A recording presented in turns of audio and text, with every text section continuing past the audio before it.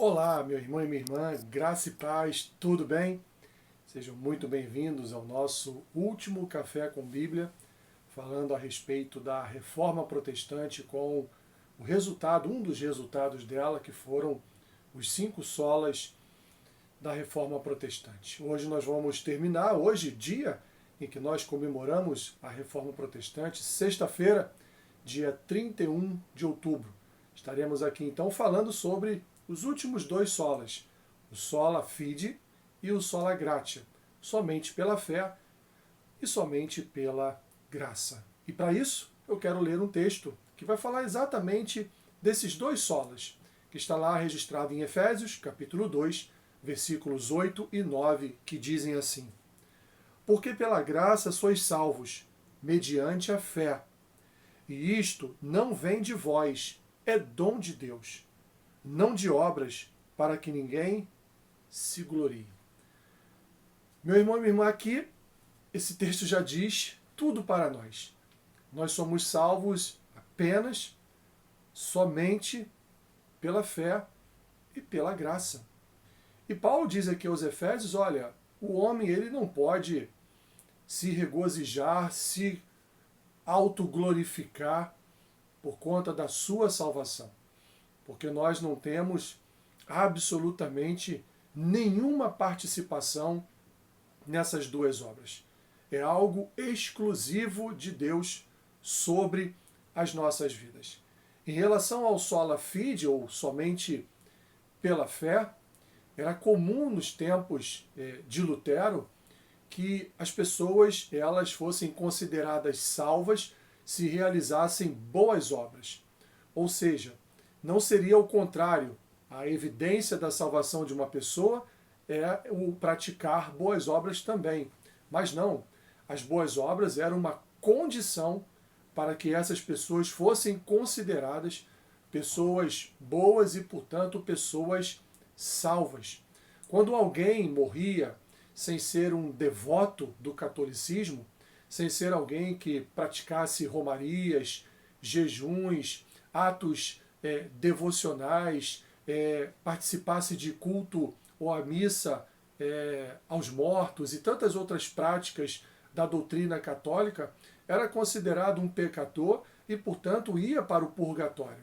E o seu familiar que aqui permanecia, ele então comprava indulgências ou ele realizava atos, obras, justamente para justificar aquele seu parente, entre aspas, no purgatório, e então purgar ali todo o seu pecado e fazer com que ele saísse do purgatório e pudesse, portanto, estar na presença de Deus.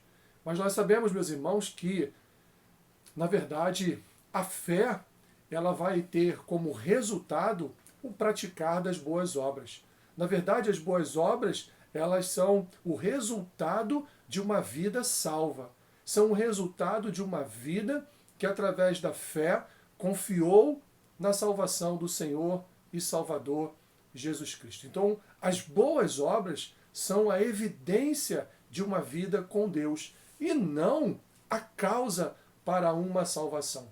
Como vai dizer Tiago em sua epístola, né? Fé sem obras é morta. Ele não vai dizer obras sem fé é morta. Ele vai dizer fé sem obras é morta. Ou seja, porque as obras são a evidência de uma pessoa salva em Cristo. E a graça, meus irmãos, é a mesma coisa. O que Paulo vai dizer aqui, meus irmãos, que a salvação ela vem pela graça. Ou seja, única e exclusivamente pela graça. Quem salva é o Senhor.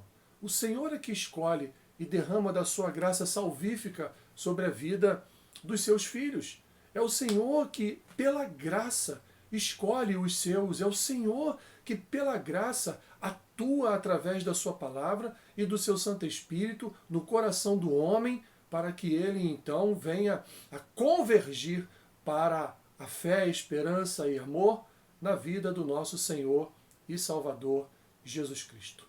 Somente pela fé, somente pela graça. Esses 2 solas, esses 2 somente, querem dizer, somente a salvação só vem pela obra da fé e da graça. Obras essas, exclusivas, únicas, do nosso Senhor no nosso coração, através da sua palavra e desse atuar milagroso do Espírito Santo em nossas vidas.